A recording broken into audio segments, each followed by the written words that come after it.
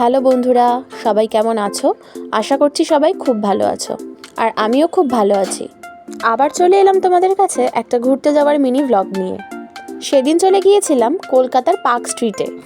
রথের মেলা ঠিক বলা চলে না, বলতে পারো রথ দেখতেই গিয়েছিলাম। আর ওখানে গিয়েই তো আমি অবাক হয়ে গেছি, ভাবছি কোথায় আসলাম, পুরীতে চলে এলাম নাকি? না না, ওখানের প্যান্ডেলটাই এবারে ছিল পুরীর মন্দিরের থিম। আচ্ছা বলো তো, জগন্নাথ দেব, বলরাম দেব এবং সুভদ্রা দেবীর রথের নাম কি? আচ্ছা আমি বলে দিচ্ছি। জগন্নাথ দেবের রথের নাম হলো নন্দীঘোষ, বলরাম দেবের রথের নাম হলো তালধ্বজ এবং সুভদ্রা দেবীর রথের নাম হলো দর্পদলন।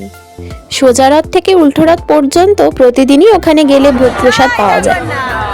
আমরা সেদিনকে ফল প্রসাদ পেয়েছিলাম, আর আগের বছরে প্রসাদ পেয়েছিলাম জিবে গজা, তার সাথে সুজির হালুয়া।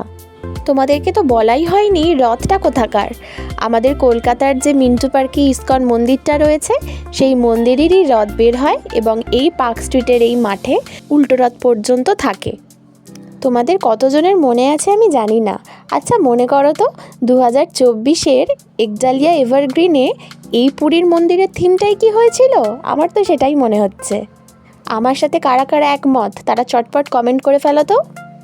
আর বৃষ্টিটা, সকাল থেকে বৃষ্টি হলো না, আর ঠিক বেরোনোর মুখে ঝমঝমিয়ে বৃষ্টি এলো, তাই কিছুক্ষণ ওয়েট করে গেলাম।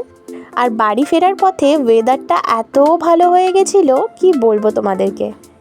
আজ একটা নতুন জিনিস এক্সপ্লোর করলাম, হয়তো নতুনটা আমার কাছেই, ধনধান্য সেতু এবং ধনধান্য অডিটোরিয়াম, যেটি মাননীয় মুখ্যমন্ত্রী মমতা বন্দ্যোপাধ্যায়ের তৈরি।